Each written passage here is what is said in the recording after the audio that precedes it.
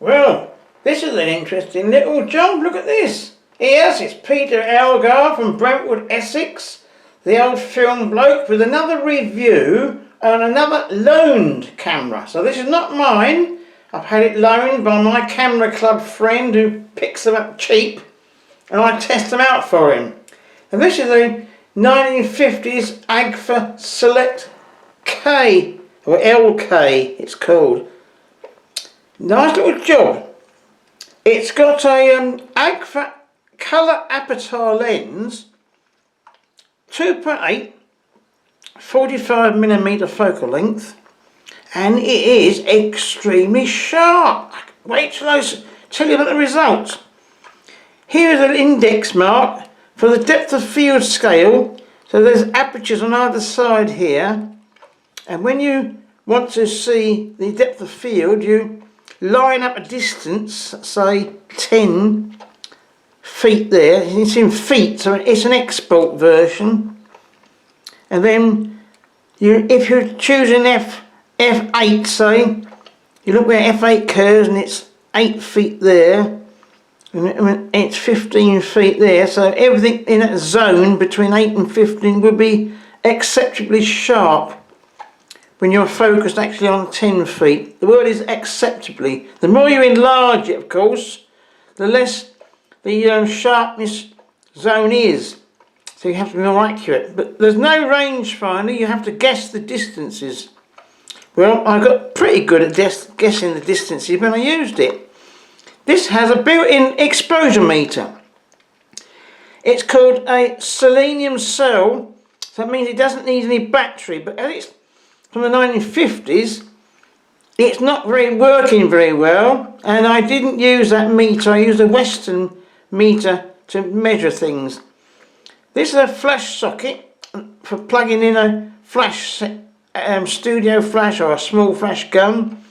This is the lever by which you set the delayed action, and you always have to set the shutter first and then the delay, otherwise you can jam things up. You see, it does work. Here we are, nice and quiet, very, very quiet indeed. Shutter might go. It went. Extremely quiet shutter. These are the controls on the top. Now your focusing, of course, is here. There's front cell focusing with the black index mark here. So that little 8 on the side means infinity. And then you've got focusing down to 3.5 feet, or just under 3.5 feet. 3.5 feet is marked, but it goes past. So it might go down about 3 feet or 1 metre. Then here you have shutter speed and apertures which are linked together.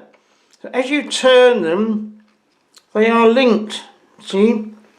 So you get the same exposure, but all you do is you change the depth of field as you go to a smaller aperture, and you get a slower shutter speed, or you change the depth of field, get a less sharp zone of focus, but a faster speed as you go that way.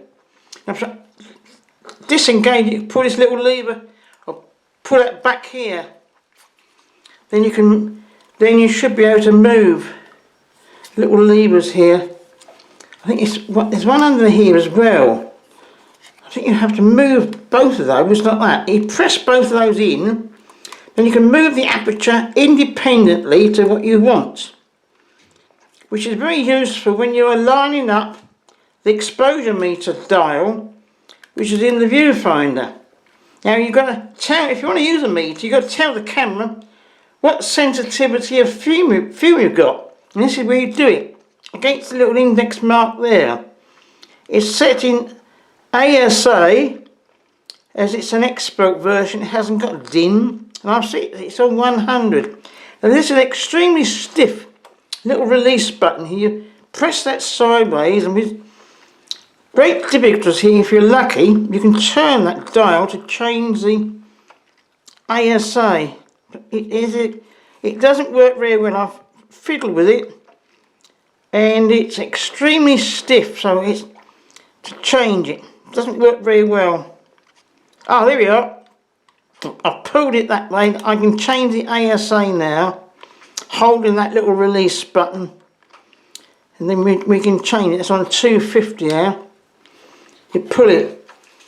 This is the viewfinder, and inside there's little guide for your composition. It's a little white line, because you have to be careful with parallax when you're close up, because the little lines don't move, as it's not an extremely expensive camera. This is just a reminder as to what film you've got. That says negative, look, N for negative. Doesn't do anything much. Now, this is your shutter release. Here's the winder, and this is the frame counter. Now, when I load it with film, I turned this here until it was on 0, or no, number 1. I thought it was going to count, but it counted backwards. So I thought, well, it says 30. I thought, well, I haven't taken 30. It counts back the other way. It doesn't count up, it counts back. But a nice smooth release on the shutter, like that. There, you should get a 2/50th.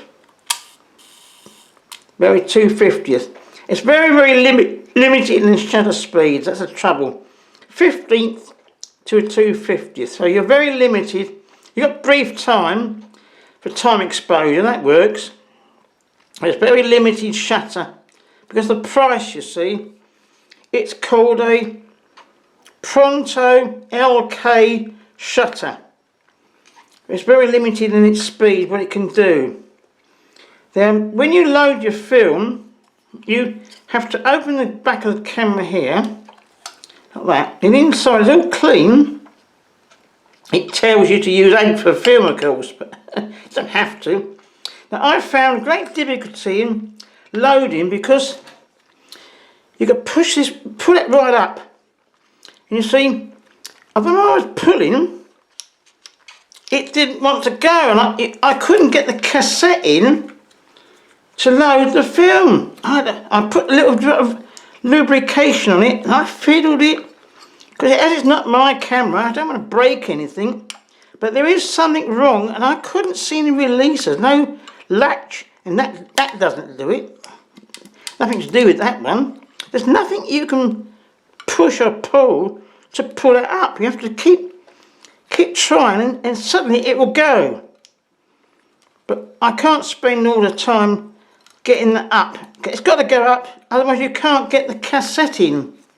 But I did manage it, but it's extremely difficult getting that to go up, and I couldn't see a way at all to make it go up. I pushed it, I turned it gently, turn it, no, it's got to go all the way up, you see, otherwise you can't get your cassette in.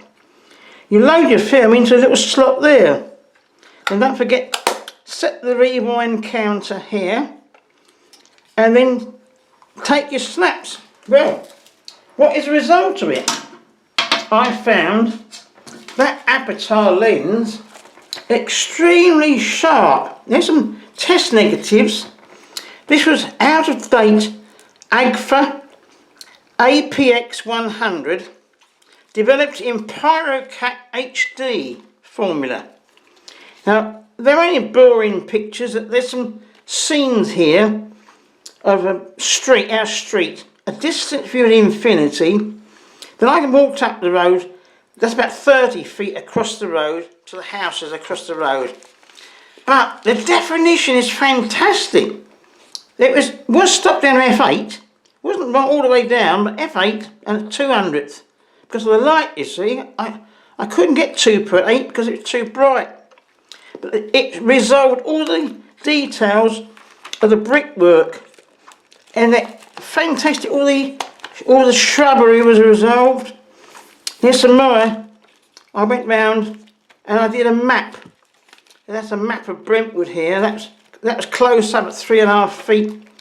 And there's some brickwork in old ruins here.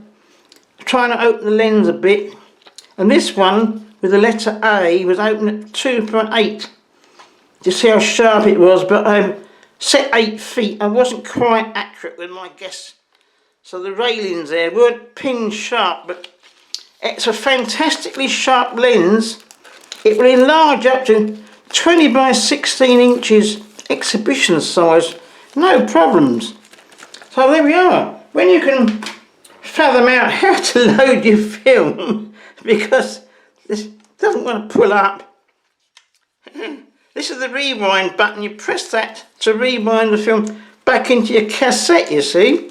But of course, with this difficulty, I can't get this up to show you. No, it's faulty.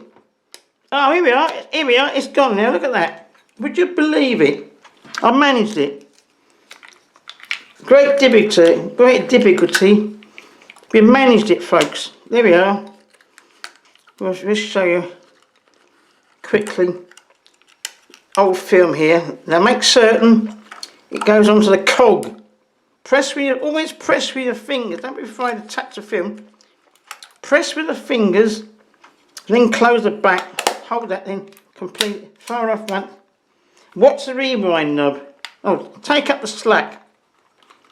Like that. Take up the slack on the film. Yes, that's working perfectly. Yes, you're taking your snaps now. Look. Yeah, it's working perfectly now. So when you want to wind it back, press in the rewind button and turn it. Of course, you don't do it with the back open, of course, but I'm just showing you. You've got to do it with the back closed. Press that in. Then, if you're lucky, you can pull this up and rewind the film into your cassette like that. And all your snaps are safely inside your cassette. Then you've got to get the cassette out. So the old problem is with this little camera is pulling that up. See, because it's slightly false. Oh, there we are. Wiggled it. Now, as it's not my camera, I don't like to force things. You have to be gentle, especially when it's not my camera. But I did enjoy using it, and the lens is fantastically sharp. So there we are. Hope you enjoyed that little video. See you again for the next one. Thanks for watching. Bye bye, folks.